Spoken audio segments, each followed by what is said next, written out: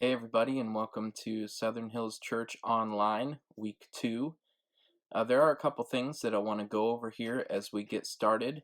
Just to check in, first of all, I hope everyone's doing well and hanging in there, keeping your sanity. But I did want to take a minute just to go over our upcoming events. So these will be displayed in the video here.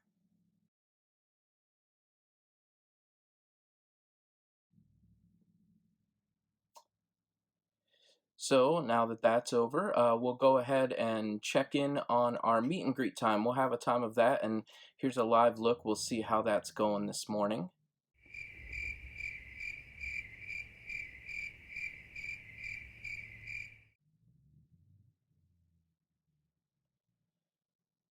Okay, so as you can see, things are not quite as they normally are as far as doing church, are they? It's weird to not be around each other. It's weird to not see each other, to be able to have those moments of connection inside of our building and our auditorium, to sit down and study God's word together, to sing and worship alongside each other, to encourage one another, shake hands, hugs. It's not quite the same without being greeted by Bill Kidd and Jim Day at the front door, grabbing a bulletin to see what's going on. There are a lot of things that are different right now. But along with that, there are some opportunities that we have with this too. I don't mean in any way to diminish the negatives and the ways that this is impacting us on big levels and small levels, but at the same time, there are some ways that we can make the most of this opportunity as well.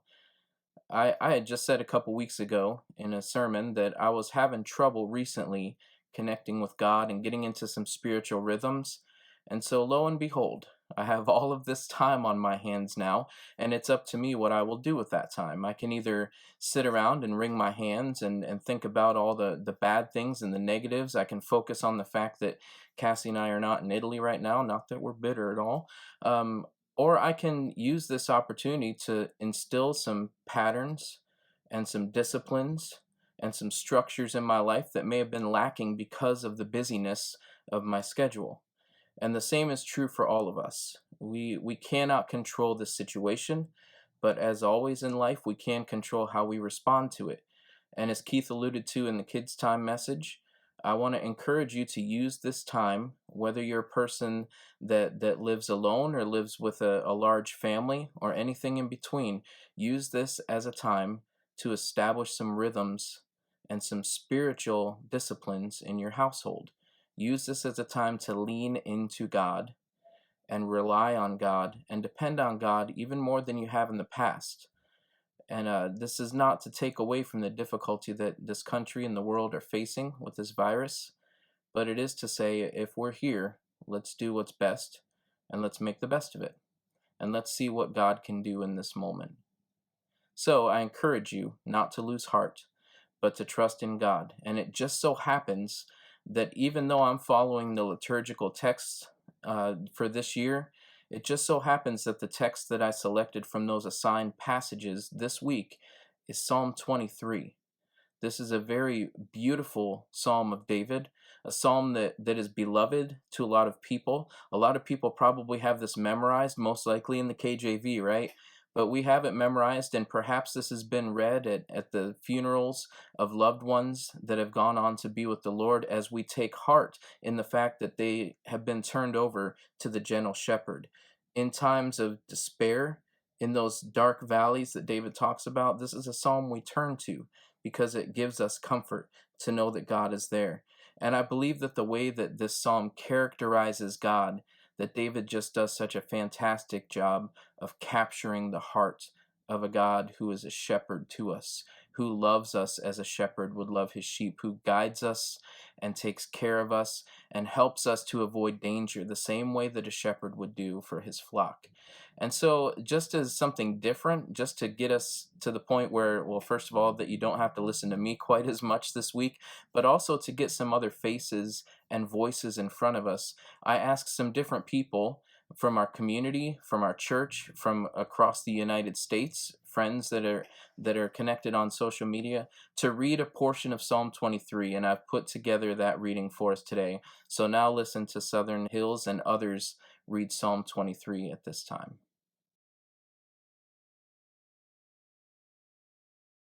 The Lord is my shepherd. I shall not want. He makes me lie down in green pastures. He leads me beside still waters. He restores my soul. He leads me in right paths for his name's sake. Even though I walk through the darkest valley, I fear no evil. For you are with me. Your rod and your staff, they comfort me. You prepare a table before me in the presence of my enemies. You anoint my head with oil. My cup overflows.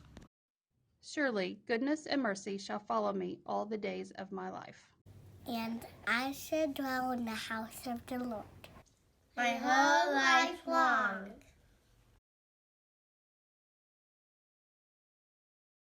First of all, I want to thank everybody for being a part of that reading. That's something I plan to do in the coming weeks with the different passages we're looking at each week. But what a wonderful thing to hear the voices of so many people sharing that beautiful and familiar psalm with us this morning. And secondly, I want to point us to a couple of resources that I'm going to be using for the sermon today. The first is a book called A Shepherd Looks at Psalm 23 by Philip Keller. This is an excellent read. It's a short read.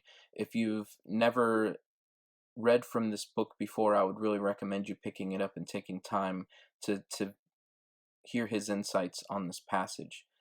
And the second one I'd like to recommend, and we'll get to this more toward the end of the sermon, is The Way of the Shepherd by Dr. Kevin Leman and Bill Pentak. This is a book that looks at leadership and uses the principles of a man who spent his life as a shepherd and uses those simple principles to help him understand how to take care of the people that he is leading. Again, very short read, but definitely worthwhile. A lot to glean from these two. And as I started reflecting on this psalm and reading through especially Keller's work, some things really stuck out to me about how this psalm speaks to our current situation. First of all, there's an assertion at the beginning of this psalm, the Lord is my shepherd. There's an assertion about the sovereignty of God, the presence of God with us. A shepherd was not one who would wander off and leave the flock. And so I want to first reassure us as we go through all these questions and times of uncertainty that the Lord is with us, that the shepherd has not left his flock, but that he's right here with us. As the psalm proceeds, it talks about the way that that shepherd takes care of us, that we shall not want. And man, I'm going to try and limit myself here, okay? But I could go on and on about some of the things that this pandemic has revealed about our human nature. Some of the great things and some of the not so great things. There have been wonderful things that we have seen take place in our community and around the world in light of people's needs. People that step up, that use their time that they have available to them now, not to just sit and be selfish or to relax or take it easy, but when they have seen that there is a need in our community, they've stepped up and done something about it. They've used the resources that they have available to them, whether that be money or food or time. They've used those things to serve others, and that has been beautiful. But if I may, for a minute, there's also been some kind of dark parts of our human nature that have been revealed. Like our tendency to hoard. Has anyone tried to get toilet paper recently? It's been a little rough, right?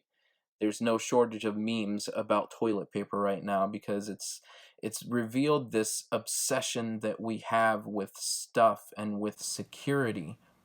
Now, Keller has something to say specifically about this idea of contentment when he says this: despite an unparalleled wealth in material assets, we are outstandingly insecure and unsure of ourselves and well nigh bankrupt in spiritual values.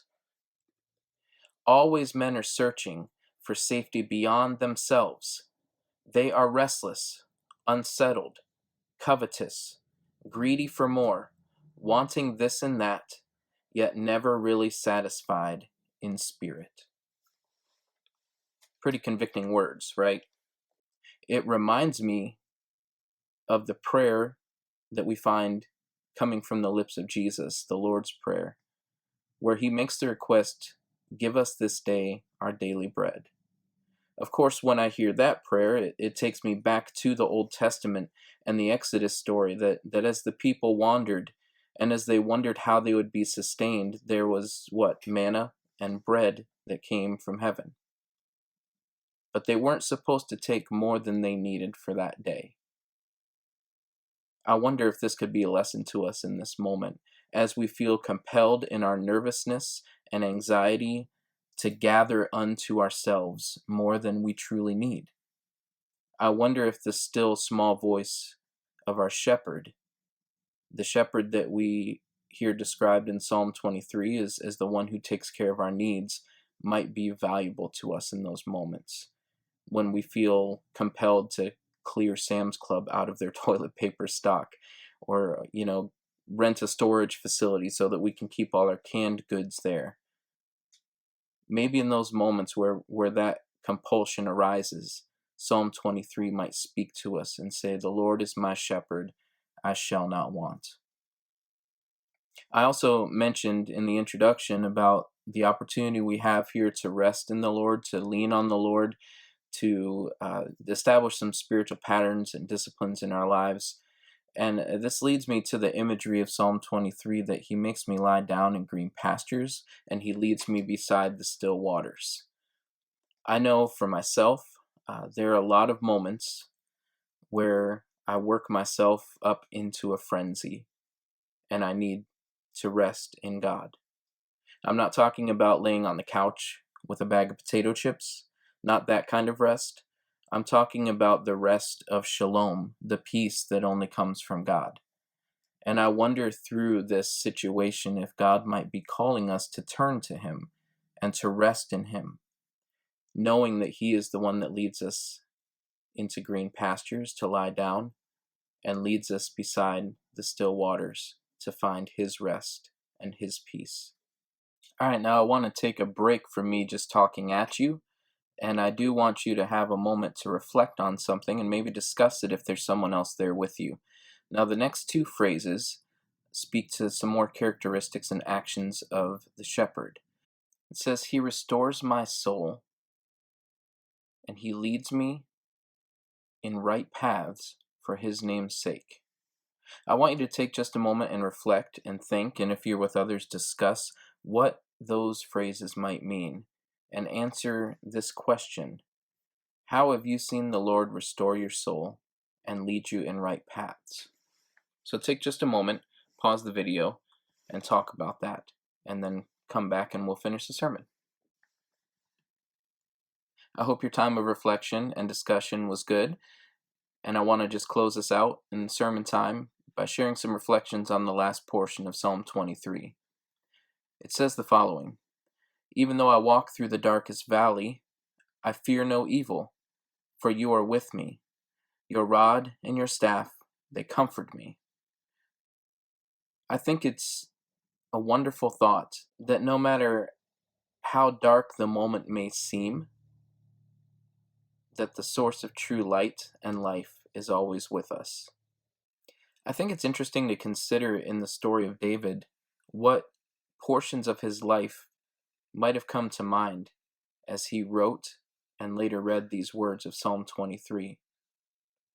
As he thinks about the way that God restores his soul, I wonder which moments popped into David's mind. If he was doing what I just asked you to do and reflecting on those questions, I wonder what David would have thought of.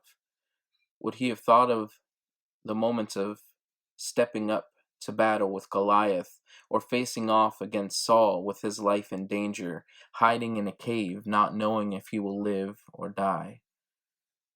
As he thinks about being set on the right path, I wonder if the moment of sin with Bathsheba, I wonder if that entered his mind, and the way that Nathan came and spoke the word of the Lord to him and set him very harshly on the right path.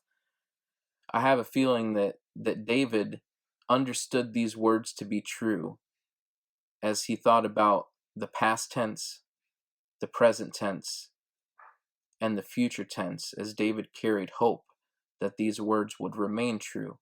And so as David shared these words, even though I walk through the darkest valley, I fear no evil, for you are with me. Your rod and your staff, they comfort me. My instinct tells me that David knew these to be true, not just as an abstract concept about the shepherd, but because he had experienced this firsthand. And David goes on from there to say the following, that you prepare a table before me in the presence of my enemies. You anoint my head with oil, and my cup overflows. Again, I think about King David and the enemies that had come into his story, whether those be military enemies from a different people or a different nation, or again, flashing back to the times that Saul opposed him. I wonder if those stories were running through his mind as he penned these words. As he talks about being anointed with oil, it's not many of us that think about that phrase literally, but this happened as David was brought into kingship to fulfill his role. And certainly David had experienced an overflowing cup with the blessings that had come his way from the Lord. So again, as David writes these words and reads these words and reflects on the goodness of God, this is not secondhand knowledge, but he's seen the work of God in his life, and we have too. And finally, he turns to the future and gives an expression of his hope when he says, surely goodness and mercy shall follow me all the days of my life, and I shall dwell in the house of the Lord my whole life long. David deeply trusted in God and set a wonderful example for us believers in that. He says elsewhere, had it not been the Lord who was on our side. And isn't that true for us? If we think back in our story, the moments when we can have firsthand testimony of the goodness of our shepherd. If we think about the events that we're experiencing right now and the way that we are experiencing firsthand the provision and the way that God sustains us, that the shepherd is with us now. And as we think about our future, we can proceed with hope even through the darkest valleys because we know that light and life has been promised to us through Jesus Christ. And so I want you to think about the various tenses in which the faithfulness of God is shown. That God has been with you, that God is with you, and that God will be with you. And that's something that we can rest in any moment of our lives. That the gentle shepherd, the good shepherd, who loves us and cares for us and sustains us and sets us on the right path, that this shepherd has been with us, he is with us, and he will be with us. Now that promise of God's presence with us, that reality that the shepherd calls us his own, that's something that brings us a great deal of joy, but also isn't that a humbling thought? Isn't it amazing to consider that the God of creation, the God who spoke all that we know and don't know into reality, cares for us and sees us as the sheep of his flock? Once again, I turn to Keller here with another quote from his book that I found just fascinating. He says, all this is a bit humbling. It drains the ego from a man and puts things in proper perspective. It makes me see myself as a mere mite of material in an enormous universe. Yet the staggering fact remains that Christ, the creator of such an enormous universe of overwhelming magnitude, deigns to call himself my shepherd and invites me to consider myself his sheep, his special object of affection and attention. Who better could care for me? And that's a question I want us to consider as we go into this next time of our service, as we share the Lord's Supper this morning. Who better could care for us? Who better has cared for us? What greater love has been demonstrated for us than the ultimate provision, the ultimate sacrifice, as the shepherd, the gentle shepherd, as Jesus describes himself, was willing to lay down his life for us. He loves us that much. He cares about us that much. And let's make that personal too. He loves you that much, and he cares for you that much. So in this moment of communion, as we share the bread that represents the body of Christ broken for us, and as we share the cup that represents the blood of Christ shed for us, let us see the love that was demonstrated in the cross as the shepherd gave his life so that the sheep might have life for all of eternity.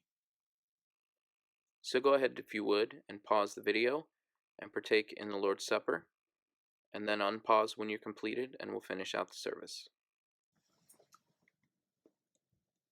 And now I want to close us by sending us out. Well, I guess technically with the quarantine, I'm not technically sending us out, but you get the picture.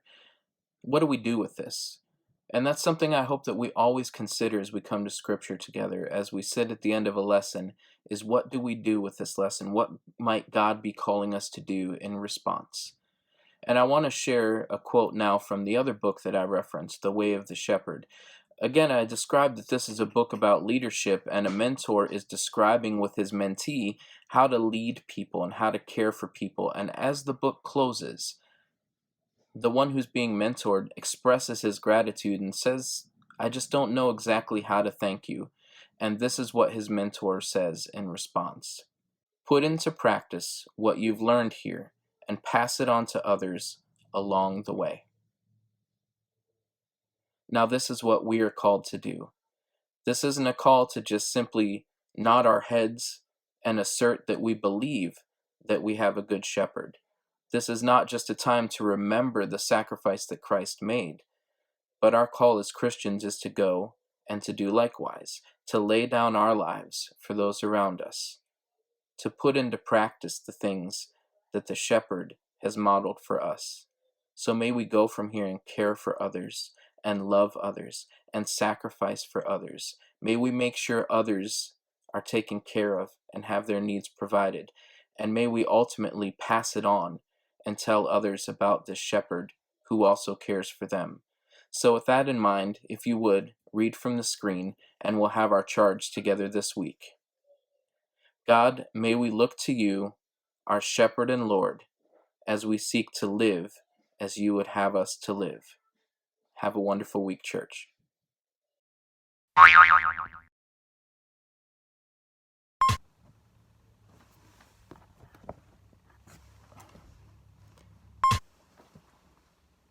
I hope your time of reflection and discussion was good. And I want to just close us out by sharing a few thoughts about the last half of Psalm 23. It says,